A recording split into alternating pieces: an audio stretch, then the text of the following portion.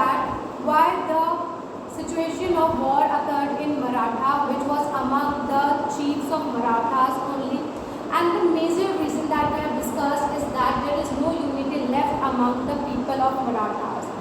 The chiefs there started fighting against each other, they started going against each other, and the Britishers took advantage of this, and they lead and they basically force the chief to go against each other, and this leads to the Anglo-Maratha War.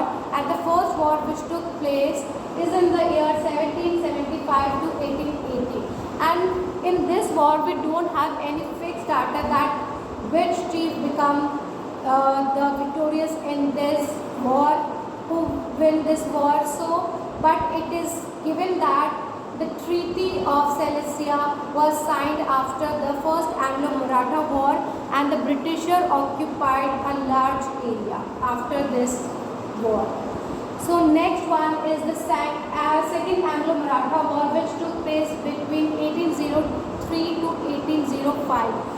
And in the 1802, the Peshwa Baji Rao II was signed the Treaty of Bassein with the Britishers, and this treaty was a major turning point in the history of Maratha. This leads to the second war of Maratha in the year 1303. And after this, when this war took place, after this, the Peshwa was defeated, and the Britishers took basically they occupied the area of Odisha and the other territories between the Ganga and the Yamuna area. So after this, Peshwa became the, you can say, discarded puppet in the hands of Britishers. Is it clear? Now we will discuss another topic, that is the doctrine of lapse. This is a policy introduced under the supervision of the Lord Dalhousie, who is a major British official of that time. So what we all have in the doctrine of lapse.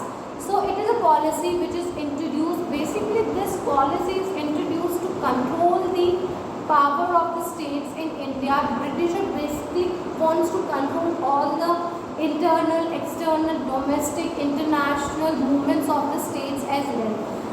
Apart from that, they totally want to exercise a complete control on the empire or any state.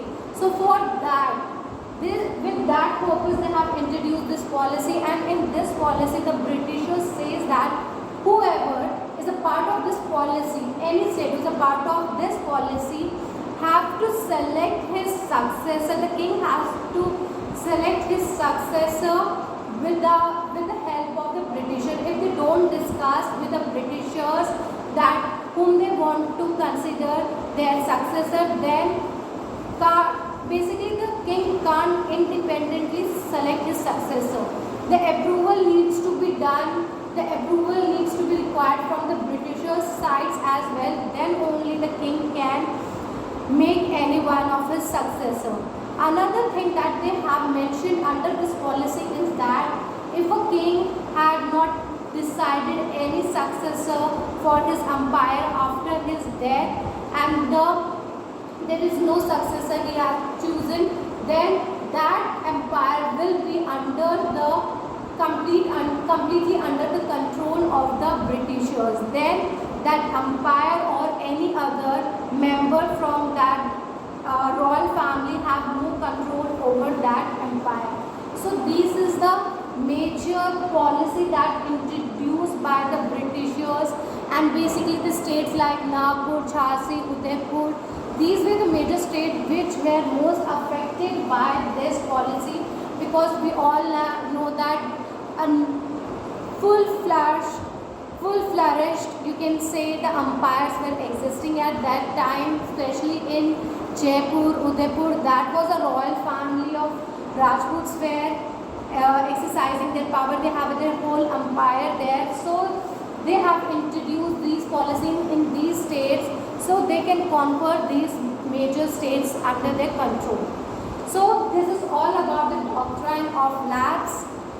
So I think the Anglo-Maratha War and the doctrine of lapse topic is now clear to you all. This is very easy topic, and you have to go through the chapter chapter as well from your book. That's all about today's lecture. Thank you. Have a good day, dear students.